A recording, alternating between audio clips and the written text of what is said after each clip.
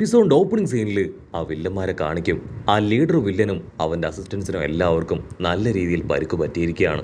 അവരിൽ തന്നെ ഒരുപാട് പേർക്ക് ഇപ്പൊ ജീവൻ നഷ്ടമായിരിക്കുകയാണ്. ആ ലീഡർ വില്ലനാണെങ്കിൽ ദേഷ്യപ്പെട്ട് പറയും, എന്തിനാ എന്നെ പിടിച്ച് ഇവിടേക്ക് കൊണ്ടുവന്ന്? എനിക്ക് ആ ലീഫ് വില്ലേജ് ഷിനോബി ബൊറൂട്ടോയെ അവനെ തകർക്കണം. അവനെ കൊല്ലാനാണ് ഞാൻ വെയിറ്റ് ചെയ്ത് നിന്നത്. എനിക്ക് എത്രയും വേഗം അവന്റെ അടുത്തേക്ക് പോയി അവനെ ഇല്ലാതാക്കണം. അതിന് അവന്റെ അസിസ്റ്റന്റ് ആണെങ്കിൽ അവനോട് പറയും, നിങ്ങളിത് കാണുന്നില്ലേ, നമ്മുടെ സോൾജിയേഴ്സ് അവർ ഒരുപാട് പേര് കൊല്ലപ്പെട്ടു. മാത്രമല്ല ബാക്കിയുള്ളവർക്ക് എല്ലാവർക്കും നല്ല രീതിയിൽ ഡീപ്പായിട്ട് തന്നെ പരിക്ക് പറ്റിയിരിക്കുകയാണ്.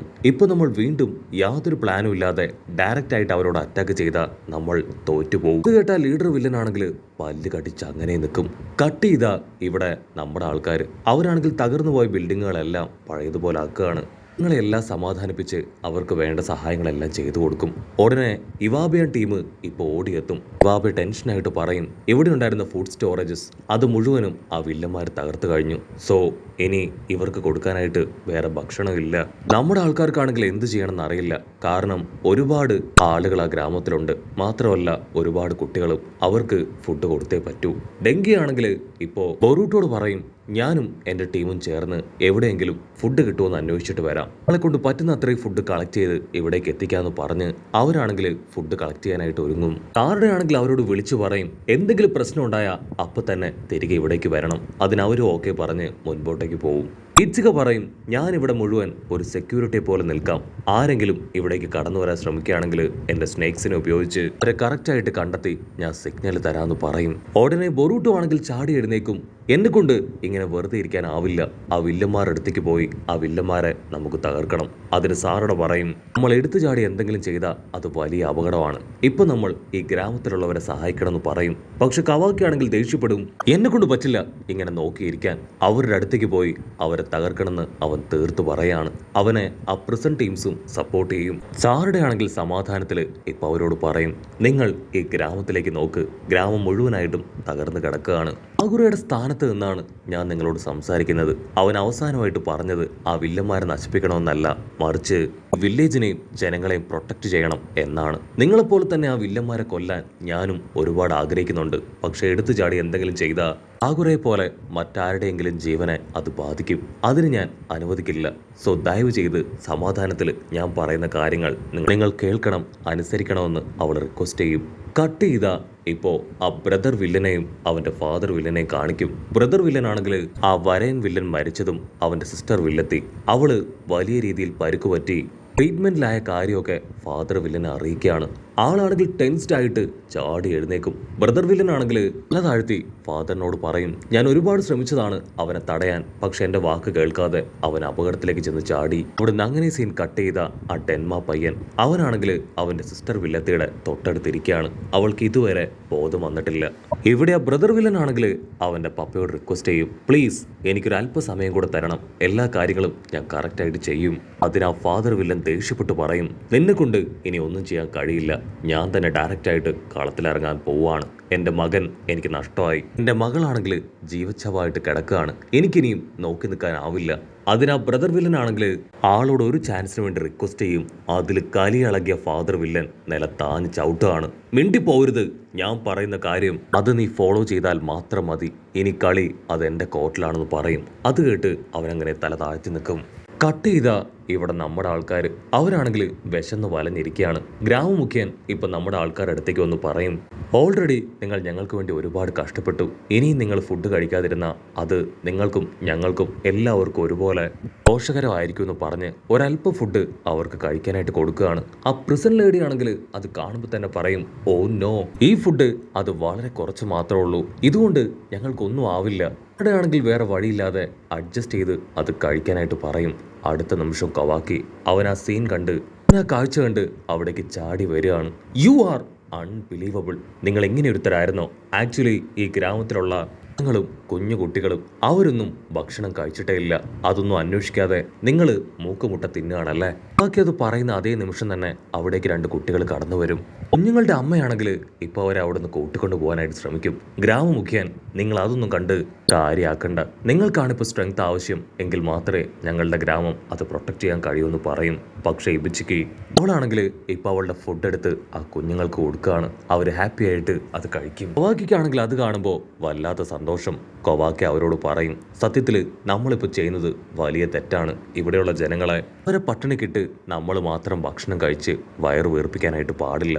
അത് കേട്ട് ബാക്കിയുള്ളവരും അവരുടെ ഫുഡ് ഇവിടെയുള്ള ജനങ്ങൾക്ക് കൊടുക്കാൻ തയ്യാറാവും. ഇവിടെ ഇബിച്ചിക്കോ പെണ്ണ് അവളാണെങ്കിൽ പ്രത്യേകിച്ചൊന്നും പറയാതെ അങ്ങനെ നടന്നു നീങ്ങുകയാണ്. അവളുടെ തൊട്ടു പിന്നാലെ മെറ്റല്ലി അവനും അവളെ ഫോളോ ചെയ്തു വരും. ഇബിച്ചിക്ക് നീ ഇത്രയും നല്ലൊരു പെൺകുട്ടിയാണെന്ന് എനിക്കറിയില്ലായിരുന്നു. മറ്റുള്ളവരോട് നീ ഇത്രയും എമ്പത്തറ്റിക് ആണെന്ന് ഞാൻ ഇപ്പോഴാണ് അറിയുന്നത്.